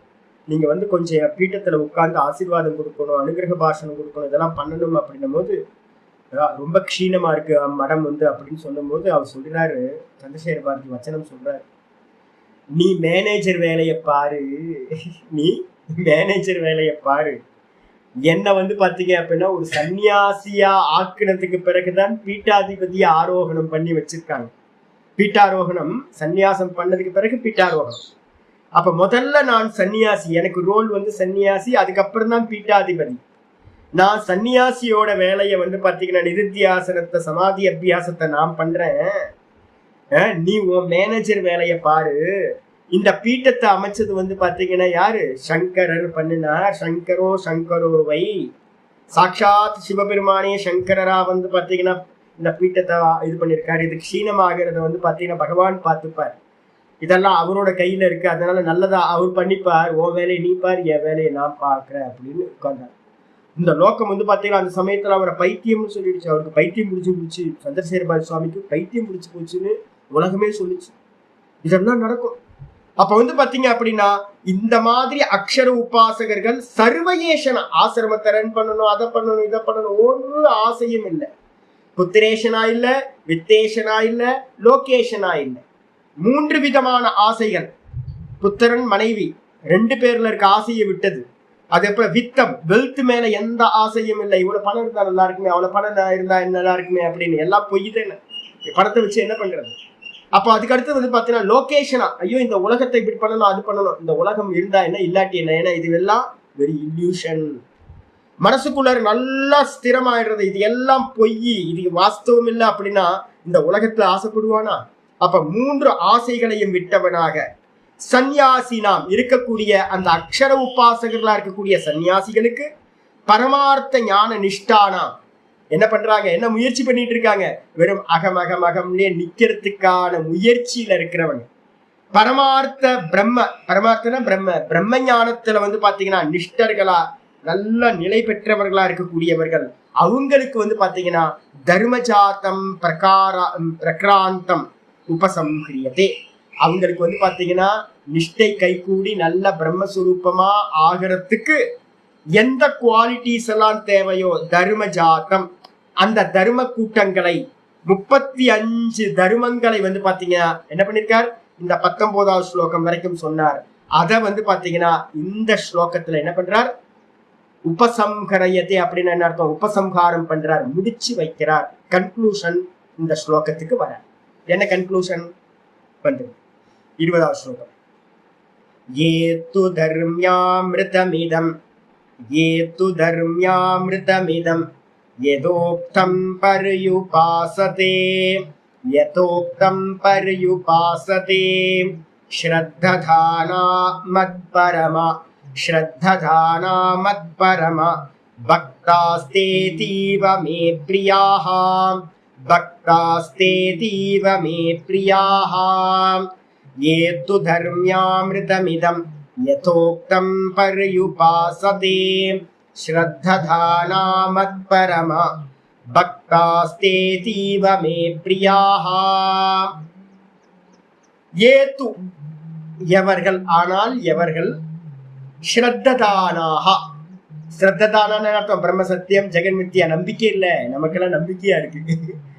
சாஸ்திரம் சொல்லுது, ஆச்சாரியார் சொல்றார், நம்ம பிரம்மம் போல இருக்கு, நம்ம தேகம் இல்லை போல இருக்கு, இந்த ஜெகத்து பொய் போல இருக்கு. அப்படி நம்ம என்ன பண்றோம் அப்படின்னு கேட்டீங்கன்னா கொஞ்சமா நமக்கு இப்பதான் மெதுவா வந்திருக்கு. இது சாமி சொல்றாரு, சாஸ்திரம் சொல்லுது, கீதா சொல்லுது, இது உண்மையா இருக்குமா பொய்யா இருக்குமா? நான் தேகம் தானே, நான் வந்து பிரம்மமா எப்படி இருப்பேன்? நான் எப்படி வெறும் கான்சியஸ்னஸ், இந்த தேகம் தானே நான். அப்படி நமக்கு இன்னும் வந்து பாத்தீங்கன்னா ஸ்ரத்த இன்னும் பூர்ணமா ஆகல. நமக்கெல்லாம் ஸ்ரத்த வந்து பாத்தீங்கன்னா 10, 20%, 25% வந்திருக்கு. லோகத்துல இருக்கிறவங்களுக்கு அது தெரியவே தெரியாது. நான் பிரம்மமா இருக்கேன்னு உலகத்துல இருக்கிறவங்களுக்கு தெரியவே தெரியாது.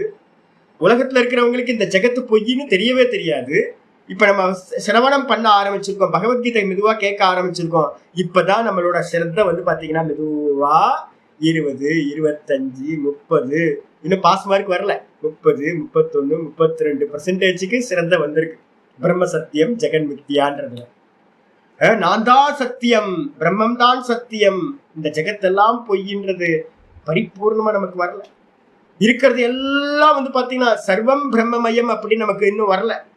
அதனால வந்து பாத்தீங்கன்னா ஆனா இங்க இருக்கிறவங்க எப்படிப்பட்டவங்க? ஸ்ரத்ததானாஹா, திருட நிச்சயமுடையவர்கள். நல்ல ஸ்திரமா சாஸ்திரம் சொல்றது சத்தியம் சத்தியம் சத்தியம்னு அதுலயே நிச்சயமுடையவர்களா. மத்பரமாக, அந்த என்னையே பிரம்மமா இருக்கிற என்னையே வந்து பாத்தீங்கன்னா அடையணும் அப்படின்னு லட்சியமாக கொண்டவர்களாக, மத்பரமான அர்த்தம் என்னையே மேலான லட்சியமாக கொண்டவர்களாக, குரு வாக்கியத்திலையும் சாஸ்திரத்தோட வாக்கியத்திலையும் நல்ல அசைக்க முடியாத நம்பிக்கை உடையவர்களாக, யதா உக்தம் இதம், எப்படி வந்து பாத்தீங்கன்னா இந்த 13ல இருந்து 19 ஸ்லோகங்கள்ல 35 தர்மங்கள் வந்து பாத்தீங்கன்னா யதா உக்தம் எந்த விதமா சொல்லப்பட்டதோ, தர்மியாமிருதம், தர்மியம் அமிர்தம், தர்மியம் அமிர்தம், இது எப்படிப்பட்டது அப்படின்னு கேட்டீங்கன்னா தர்மியாமிருதம் அப்படின்றதுக்கு அர்த்தம் தர்மத்தினால் சூழப்பட்டது, பரம தர்மம். இருக்கிறதுலயே வந்து பாத்தீங்கன்னா நம்ம கீழே கீழே போய் உட்கார்ந்துக்கிறோம், 5 கிலோ தூக்குறதுக்கே ஆசைப்படுறோம். இருக்கிறதுலயே பரம தர்மம் எது அப்படின்னா இது மோட்ச தர்மம், மோட்சத்துக்கு நம்ம கொண்டு போறது. அதனால வந்து பாத்தீங்கன்னா என்ன பண்றது, இது எல்லாம் தர்மத்தினால் வியாபிக்கப்பட்டது, அமிர்தம் போன்றது. அப்படிப்பட்டதை பரியுபாசதே, யாரெல்லாம் வந்து பாத்தீங்கன்னா இந்த பக்தர்கள், எந்த பக்தர்கள் இந்த விஷயங்களை, இந்த 35 குவாலிட்டிஸையும் உபாசிக்கிறார்களோன்னா என்ன அர்த்தம், அனுஷ்டிக்கிறார்களோ, அதை பிராக்டிஸ் பண்றாங்களோ, மெதுவா மெதுவா டக்குன்னு கிடைச்சிடாது. பிராக்டிஸ் பண்ணி அதை வந்து மெதுவா இம்ப்ளிமெண்ட் பண்ணிக்கிட்டே வரணும். அப்ப நிர்குணத்துக்கு யாரெல்லாம் வந்து ஆசைப்படுறோமோ மோட்சத்துக்கு, அவங்க எல்லாம் இந்த குவாலிட்டிஸை வந்து பாத்தீங்கன்னா என்ன பண்ணணும், முன்னாடி இங்க ஒரு 30-35 சொல்லுது, அடுத்த அத்தியாயத்துல வந்து பாத்தீங்கன்னா ஒரு 20 குவாலிட்டி சொல்லுவோம். ஒண்ணு தான். இந்த ரெண்டுத்தையும் நம்ம என்ன பண்ணணும் அப்படின்னு கேட்டா அமானித்துவம் அதம்பித்துவம்னு அடுத்த அத்தியாயத்துல ஆரம்பிக்க போகுது. இதை ரெண்டுத்தையும் என்ன பண்ணணும், நம்ம வீட்டுக்கு முன்னாடி ஆரம்ப காலத்துல மட்டி வச்சுக்கணும். சிவானந்த சுவாமி வந்து பாத்தீங்கன்னா சொல்லுவார், டைரி போட சொல்லுவார். நான் சின்ன வயசுல எல்லாம் வந்து பாத்தீங்கன்னா முதல் 10 வருஷத்துல இதெல்லாம் பண்ணியிருக்கேன்.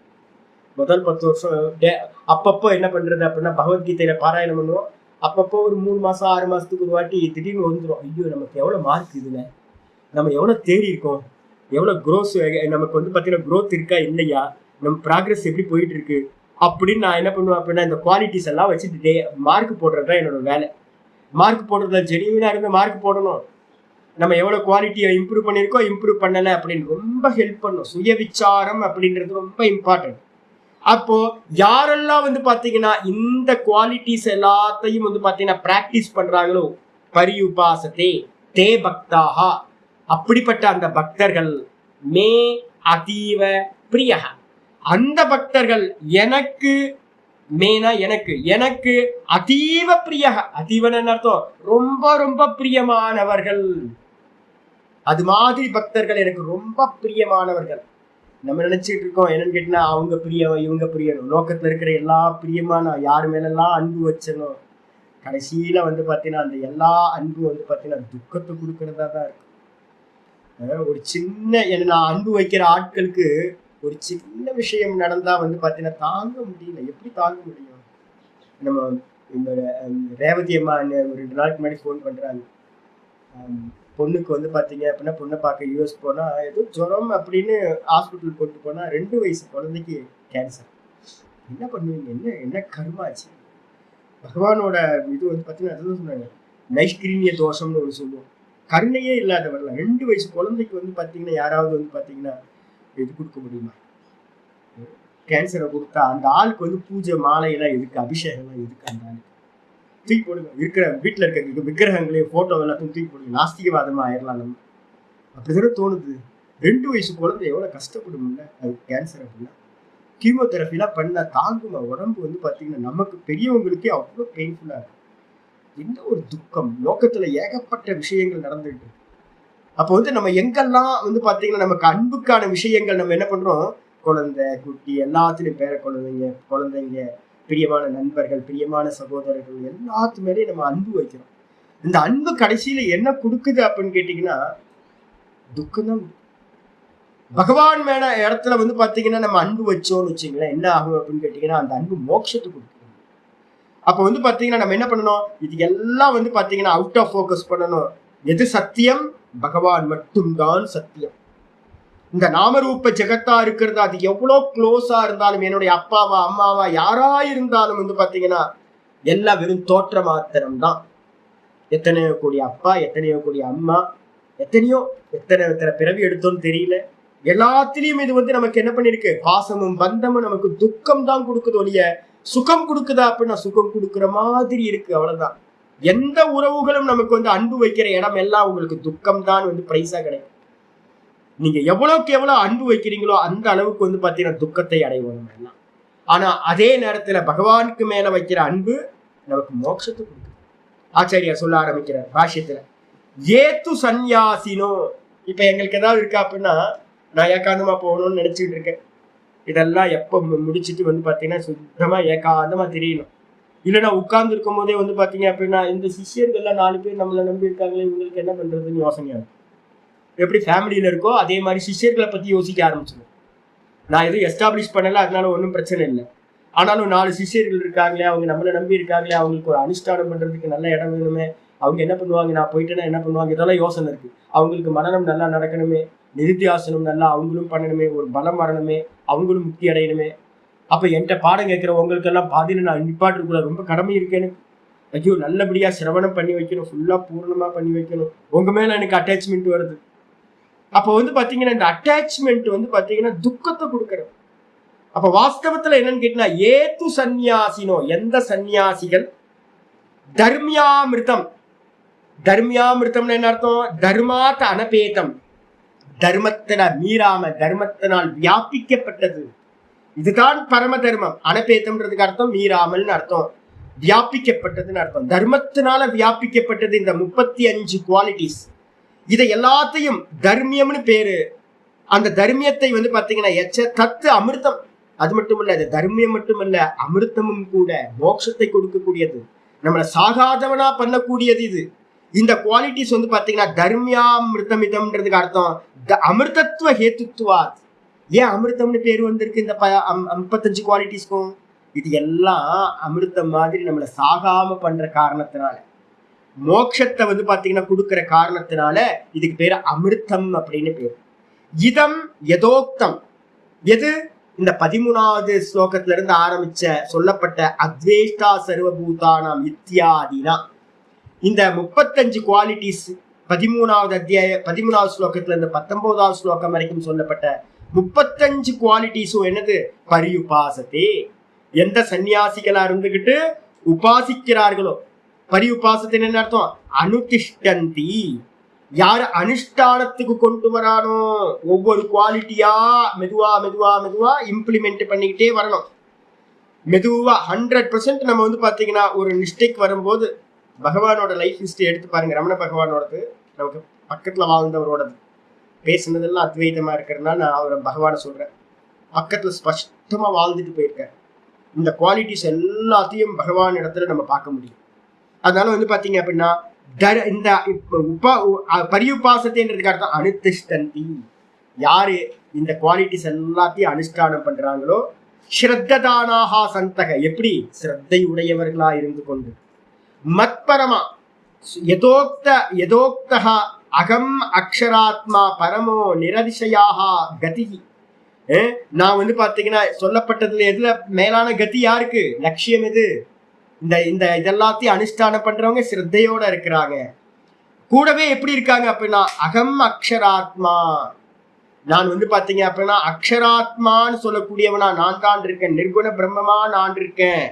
அப்படிப்பட்டதை வந்து பாத்தீங்கன்னா நிரதிசயா கதிகி, அந்த நானை அடைதல் தான், அந்த நான் தான் பிரம்மமா இருக்கேன், அக்ஷரமா இருக்கேன், அந்த நானை அடைதல் தான் எனக்கு மேலான கதி. என்னோட கோல் அதுதான், என்னோட டெஸ்டினேஷன் அதுதான். வேற எனக்கு எதுவுமே தேவையில்லை. நான் பிரம்மஸ்வரூபமா இருக்கிற என்னையே அடையணும் அப்படின்னு வந்து பாத்தீங்கன்னா ஏஷாம், எவர்களுக்கு வந்து பாத்தீங்கன்னா கோல் இருக்கோ தே மத்பரமா, அவர்களுக்கு பேர் மத்பரமானு பேர். பிரம்மத்தையே லட்சியமாக கொண்டவர்கள், ஈஸ்வரனோட நிர்குணத்தையே லட்சியமாக கொண்டவர்கள்.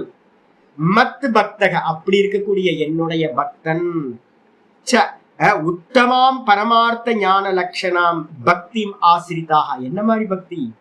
அப்படிப்பட்ட பக்திக்கு என்ன பேரு அப்படின்னா உத்தமமான பக்தி. என்ன சுவாமி உத்தமமான பக்தி? பரமார்த்த ஞான லட்சணம். இப்ப நம்ம பண்ணிக்கிட்டு இருக்க பக்தி எல்லாம் இருக்குல்ல, பேத பக்தி. நாம ரூபத்தோடு இருக்கிற ஈஸ்வரன் வந்து பாத்தீங்கன்னா நம்ம ஆராதனை எல்லாம் பண்ணிக்கிட்டு விபூதி குங்குமம் எல்லாம் போட்டுக்கிட்டு என்ன பண்றாங்க அப்படின்னா நான் பெரிய பக்தன் அப்படின்னு சொல்லிட்டு இருக்காங்க. ஒரு அம்மா என்னை அசிங்கப்படுத்திட்டு போச்சு, நீ எல்லாம் ஒரு சன்னியாசி அப்படின்னு. ஐயோ, இன்னும் திருப்புன்றம் போட்டிருக்கேன், நல்லா குங்குமம் வச்சிருக்கேன், தாடி வச்சிருக்கேன், மீசை வச்சிருக்கேன், என்ன போய் ஆமா. நான் அப்ப யோசிச்சு பார்த்தேன் நைட்டு. ஆமா ஆமா, நம்மளாம் என்ன பக்தன், நம்மெல்லாம் வந்து பாத்தீங்கன்னா சும்மா பொய்யானதை பக்தி பண்ணிட்டு இருக்கோம். வாஸ்தவ பக்தி என்ன அப்படின்னு கேட்டீங்கன்னா சர்வம் பிரம்மமயம், அவ்வளவுதான். நம்ம சதாசிவ பிரம்மேந்திரர் சொன்னார்ல, கிம் பச்சனீயம் கிம வச்சனீயம் கிம் பட்டனீயம், வரிசையா சொல்லிருக்க. சர்வம் பிரம்மமயம். இங்க பேசுறதுக்கு படிக்கிறதுக்கு ஒண்ணும் இல்ல, சர்வம் பிரம்மமயமா இருக்கு அப்படின்னு வந்து பாத்தீங்கன்னா நிதித்தியாசனத்துல இருக்கிறவன் என்ன பண்ணுவான், ஈஷாவாசிய விதம் சர்வம். நம்ம வந்து லிமிட்ல பண்ணிட்டு இருக்கோம் பக்தி. பகவானை எப்ப நீங்க அன்லிமிட் ஆக்குறீங்களோ, பகவான் மட்டும்தான் இருக்கார். நான் ஒரு ஆள் இல்லை, இந்த ஜெகத்துன்னு ஒண்ணு இல்லை. ஜீவ ஜெகத்து வந்து பாத்தீங்கன்னா அந்த ஈஸ்வரனுக்கு மேல பகவானுக்கு மேல கல்பிதம். ஸ்கிரீனுக்கு மேல இருக்கிற திருஷ்யங்கள் மாதிரி, தங்கத்துக்கு மேல இருக்கிற நாமரூபம் மாதிரி, ஆபரணங்கள் மாதிரி. வாஸ்தவத்துல இருக்கிறது ஒரே வஸ்து, பகவான் மட்டும்தான் இருக்கார். அதுதான் பரமார்த்த லட்சணம், ஞான லட்சணம். அதுதான் பரமார்த்த ஞானம்னு பேரு. இந்த நானும் பிரம்மமா இருக்க, இந்த ஜெகத்தும் பிரம்மமா இருக்க, இருக்கிறது ஒரே ஒரு பிரம்மம் தான் அப்படின்ற பக்தி எது இருக்கோ அந்த பக்திக்கு பேரு ஞான பக்தின்னு பேரு.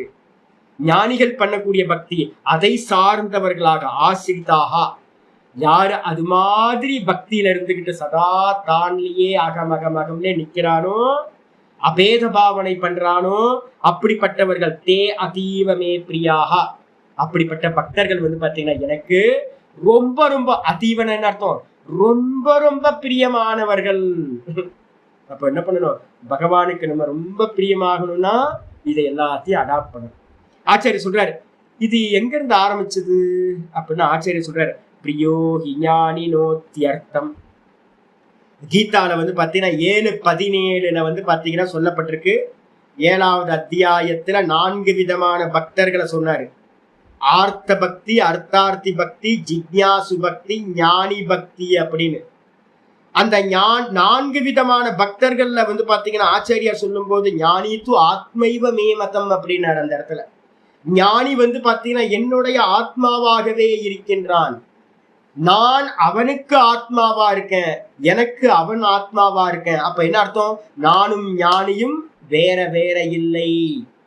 அந்த ஞானி பண்ணக்கூடிய பக்தி வந்து என்ன பக்தி, எதுக்கு அவன் பக்தி பண்ணணும் அப்படின்னு கேட்டீங்கன்னா அந்த நிஷ்டையை அடையறதுக்காக அவன் வந்து பாத்தீங்கன்னா என்ன பண்றான், ஆரோடும் பிரவருத்தக. அந்த பாஷிக்காரர் சொல்ற என்னன்னு கேட்டீங்கன்னா, இப்ப நான் இருக்கேன், நான் வந்து பக்தி பண்றேன் அப்படின்னா நான் என்ன பக்தி பண்ணுவேன் அப்படின்னு கேட்டீங்கன்னா, சாமி சாமி இந்த நான்லயே நீதான் நானா இருக்க, அந்த நான்லயே நிக்கிறதுக்கு வந்து பாத்தீங்கன்னா அனுகிரகம் பண்ணு சுவாமி, நீதான் எனக்குள்ளார நானா இருக்க சுவாமி அப்படின்னு வந்து பாத்தீங்கன்னா அபேதத்துல நிக்கிறதுக்கு, அந்த பிரம்மஸ்வரூபத்துல எஸ்டாப்ளிஷ் ஆகிறதுக்காக பாவிக்கிறது வந்து பாத்தீங்கன்னா பிரம்ம பாவம் பண்றோம்ல, அதுக்கு பேர் தான் பக்தின்னு பேர். அபேத பக்தி, அனன்ய பக்தி, அந்த அகம் பிரம்மாஸ்மின்னு வந்து பாத்தீங்கன்னா பாவிக்கிற பக்தி. அந்த பக்தியை வந்து பாத்தீங்கன்னா யாரு பண்றாங்களோ அப்படிப்பட்ட அந்த ஞானிகளுக்கு, ஞானிகள் ஞான நிஷ்டைக்காக பண்ணக்கூடிய பக்தி. அந்த பக்திக்கு பேரு பிரியோகி ஞானினோ அத்தியர்த்தம். நான் ஞானிக்கு வந்து பாத்தீங்கன்னா மிகவும் பிரியமானவன். எனக்கு யாருப்பா ரொம்ப பிரியம் அப்படின்னு கேட்டா நான் என்ன சொல்லுவேன், கிருஷ்ணன் தான் எனக்கு ரொம்ப பிரியம். ஏன் அப்படின்னா ஒரு காலத்துல நான் வந்து கிருஷ்ணனோட ரூபத்துல மயங்கி கிருஷ்ணனை வந்து பாத்தீங்கன்னா சதா அவனை பார்த்துக்கிட்டே இருக்கணும், அவனுக்கு அலங்காரம் பண்ணணும், அவனுக்கு வந்து பாத்தீங்கன்னா சாப்பாடு ஊட்டணும், அவன் என் கூடயே படுக்கையில படுக்க வச்சுக்கணும், இப்பெல்லாம் பண்ணியிருக்கேன். ஆனா ஒரு காலத்துக்கு அப்புறம் தான் தெரிஞ்சது, ஐயோ கிருஷ்ணன் வந்து பாத்தீங்கன்னா உள்ளதான் இருக்கான், வெளியில இல்ல. கிருஷ்ணன் என்னவா இருக்கான், உள்ளுக்குள்ளார சதா ஸ்புரணமா இருக்கான், நானா இருக்கான் கிருஷ்ணன். அப்ப நானா இருக்கேன் அப்படின்னா இந்த உலகத்திலேயே பிரியமானவன் யார், இந்த உலகத்துல நான் தான் எனக்கு பிரியமானவன். அப்போ நானா வந்து பாத்தீங்கன்னா கிருஷ்ணன் இருக்கான் அப்படின்னா எனக்கு ரொம்ப பிரியமானவன் கிருஷ்ணன் தான். ஏன்னா கிருஷ்ணன் என்னுடைய ஆத்மாவாகவே இருக்கிறான். அப்ப வந்து பாத்தீங்கன்னா பக்தி எப்படி ஆகுதுன்னா, ரொம்ப வந்து பாத்தீங்கன்னா இந்த உலகத்திலேயே பிரியமானது ஆத்மாதான். ஆத்மனஸ்து காமாய சர்வம் பிரியம் பவதி. மற்ற எல்லாத்திலையும் நம்ம வந்து பாத்தீங்கன்னா பிரியத்தை பாக்குறோம், இது பிரியம் இது பிரியம்னு. அதுக்கு காரணம் தான் தனக்காக தான் இந்த உலகத்துல இருக்கிற எல்லாம் பிரியமா இருக்கு. இப்ப தானே பகவானா இருந்தா அப்படின்னா அப்ப பகவானுக்கு மேல எவ்வளவு பிரியம் வரும் உங்களுக்கு. அப்ப வந்து பாத்தீங்கன்னா ஞானிக்கு வந்து பாத்தீங்கன்னா சாஸ்திரம் படிக்க படிக்க படிக்க உள்ளுக்குள்ளார வந்து பாத்தீங்கன்னா பகவான் தான் தானா இருக்காருன்னு தெரிஞ்சவன் பகவான் மேல அலாத பக்தி வைப்பான். அதான் இங்க ஆச்சாரியர் சொல்றாரு, இது எத்து சூச்சிதம்.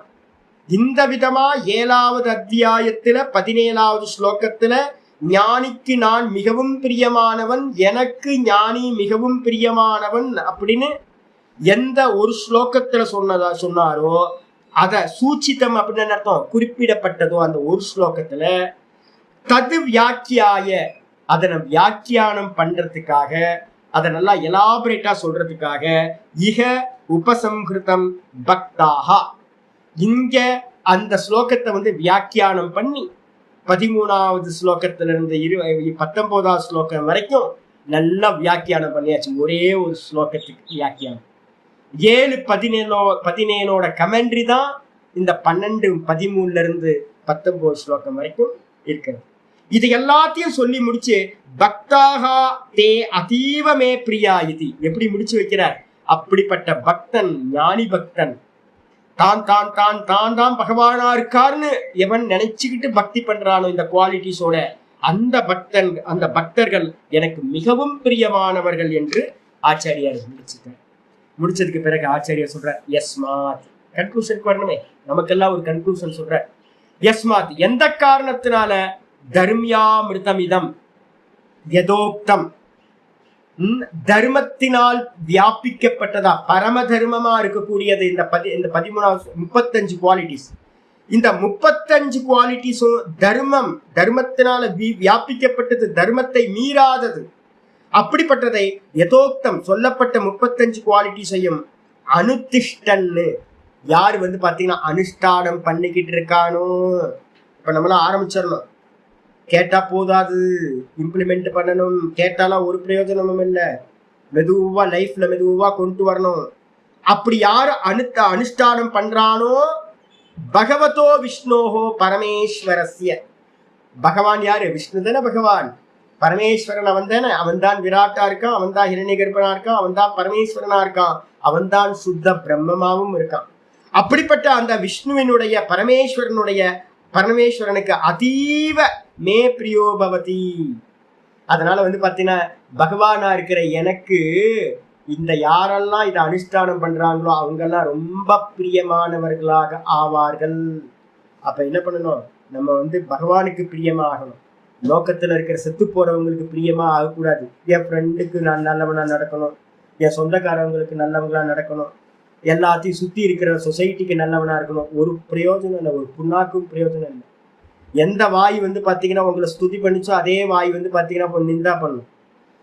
அன்பு மாறிக்கிட்டே இருக்கும். அவங்க சரியில்லைங்கன்றோம். யாருக்காக நம்ம ஒர்க் அவுட் பண்றோமோ அவங்க பாத்தீங்க அப்படின்னா நம்மளை தூக்கி உதாசீனப்படுத்திட்டு போயிடுவாங்க. அதனால நமக்கு ஒரே கோல் இருக்கணும், யாருன்னா ஈஸ்வரனுக்கு பிரியமா நம்ம நடந்துக்கணும். அதனாலதான் நமக்கு இந்த சம்சாரத்துல இருந்து பாத்தீங்கன்னா விடுதலை கிடைக்கும். அதனால அந்த பரமேஸ்வரனுக்கு பாத்தீங்கன்னா நல்ல பிரியமானவர்களாக ஆகிறார்கள் இதை அனுஷ்டானம் பண்றவங்க. அதனால தஸ்மாத் ஆகையினால் இதம் தர்மியாமிருதம், இந்த தர்மத்தினால் வியாபிக்கப்பட்ட இந்த 35 குவாலிட்டிஸையும் முமுக்ஷுனா, ஆச்சாரியார் பாத்தீங்கன்னா ஹைலைட் பண்ணீங்க, முமுக்ஷுவினால், யாரெல்லாம் முமுக்ஷுவா இருக்கமோ, இந்த சம்சார பந்தத்திலிருந்து விடுதலை அடையணும், எனக்கு திரும்ப பிறக்கவே கூடாது சுவாமி அப்படின்னு யாரெல்லாம் நினைக்கிறோமோ அப்படிப்பட்ட முமுக்ஷுவினால் எத்தனக அனுஷ்டேயம், ரொம்ப முயற்சி பண்ணி எத்தனை பண்ணணும், எல்லாம் வந்துடாது, எல்லாம் வானத்துல இருந்து நமக்கு கையில சேர்ந்துடாது. நம்ம தான் முயற்சி பண்ணணும், கல்டிவேட் பண்ணணும், பிராக்டிஸ் பண்ணணும், கஷ்டம் வரும். எல்லாம் கஷ்டப்பட்டு தான் முயற்சி பண்ணி ஒவ்வொரு குவாலிட்டியையும் பாத்தீங்கன்னா நம்ம இம்ப்ரூவ் பண்ணணும்.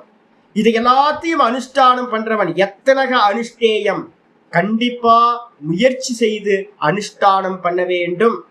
அனுஷ்டானம் பண்ண யோக்கியமானவைகள் இவைகள். விஷ்ணோஹோ பிரியம் பரம் தாம, ஏன் அப்படின்னா விஷ்ணுக்கு பிரியமா, விஷ்ணுக்கு ரொம்ப பிரியமா இருக்கிற இந்த தர்மங்களை பாத்தீங்கன்னா ஃபாலோ பண்ணணும். விஷ்ணுவோட பரம்தாம, விஷ்ணுவோட பரமதாமம் எது? வைஷ்ணவம்.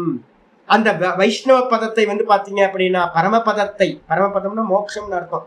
அந்த பரமபதத்தை பாத்தீங்கன்னா ஜெகமிஷுனா இது வாக்கியார்த்தக, யாரெல்லாம் பரமபதத்தை அடையணும்னு ஆசை இருக்கோ, யாருக்கெல்லாம் அந்த பகவானோட நிர்குணத்தை பிரம்மஸ்வரூபத்தை அடையணும்னு ஆசை இருக்கோ, இந்த சம்சாரத்துல திரும்ப பிறக்க கூடாதுன்னு ஆசை இருக்கோ, அவர்கள் எல்லாம், அந்த முமுட்சுக்கள் எல்லாம் இதை எல்லாத்தையும் அவசியம் முயற்சியோடு என்ன பண்ணணும், அனுஷ்டானம் பண்ணணும்.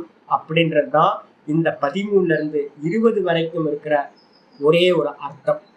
வாக்கியார்த்தம் அர்த்தம், கன்க்ளூஷன் என்னன்னா இவைகளை அனுஷ்டானம் பண்ண வேண்டும் அப்படின்னு ஆச்சாரியார் இந்த ஸ்லோகத்தை முடிச்சிட்டார். இது ஸ்ரீமத் பகவத்கீதாசு உபனிஷத்சு பிரம்ம வித்யாயா யோக சாஸ்திரே ஸ்ரீ கிருஷ்ணார்ஜுன சம்வாதே பக்தி யோகோ நாம துவாதசோ அத்தியாயः. ஓம் பூர்ணமதః பூர்ணமிதம் பூர்ணாத் பூர்ணமுதச்யதே பூர்ணஸ்ய பூர்ணமாதாய பூர்ணமேவாவசிஷ்யதே. ஓம் சாந்தி சாந்தி சாந்தி. ஹரி ஓம். ஸ்ரீ குருபியோ நமः. ஹரி ஓம். 12வது அத்தியாயம் நல்ல முறையில் முடிஞ்சிருக்கு. திரும்ப திரும்ப நான் ஏற்கனவே சொல்லியிருக்கேன். என்னன்னு கேட்டிங்கன்னா 12வது அத்தியாயத்தை மட்டும் நித்திய பாராயணம் பண்ணுற மாதிரி வச்சுப்பாங்க. நாங்களாம் பண்ணியிருக்கோம். எங்கள் குருநாதர்கள் சொல்லுவாங்க, நித்தியம் வந்து பார்த்தீங்கன்னா 12வது அத்தியாயத்தை 20 ஸ்லோகத்தையும் ஒரு 10 நிமிஷம் ஆகும். டெய்லி எடுத்து வாசிச்சுக்கிட்டே இருக்கிறது. அப்போ வந்து நமக்கு குவாலிட்டிஸும் நல்லா உணர்த்திக்கிட்டே இருக்கும். அதனால நித்தியம் பாராயணம் பண்ணுங்க. இது சந்திஸ்தானம். இதுதான் சகுண பக்தி நிர்குண பக்தி ரெண்டுத்தையும் கரெக்டாக நமக்கு சொல்லக்கூடியதாக இருக்குது. அதனால இதோட பற்றி ஒரு நம்ம சம்மரி வந்து பார்த்தீங்கன்னா நாளையிலேருந்து ஒரு 2 நாள் கிளாஸ் பார்த்தோம்னா சம்மரி முடிச்சிடலாம். நம்ம நாளைக்கு சம்மரி பார்ப்போம். ஓம் ஸ்ரீ கிருஷ்ணாய பரமாத்மனே நமः. ஸ்ரீ கிருஷ்ண கிருஷ்ண கிருஷ்ண காயேன வாசா மனசேந்திரியைர்வா புத்தியாத்மனா வா பிரகிருதே ஸ்வபாவாத் கரோமி யத்யத் சகலம் பரஸ்மை நாராயணாயேதி சமர்ப்பயாமி. ஓம் தத்சத். இது பரபிரம்மார்ப்பணமஸ்து. நாராயண நாராயண நாராயண. உங்களுக்கு எல்லாத்துக்கும் தேங்க்ஸ் பண்ணணும். உங்களை நிமித்தமாக வச்சு நானும் வந்து பார்த்தீங்கன்னா இந்த 12வது அத்தியாயத்தை திரும்பவும் கேட்டுட்டேன். நாராயண.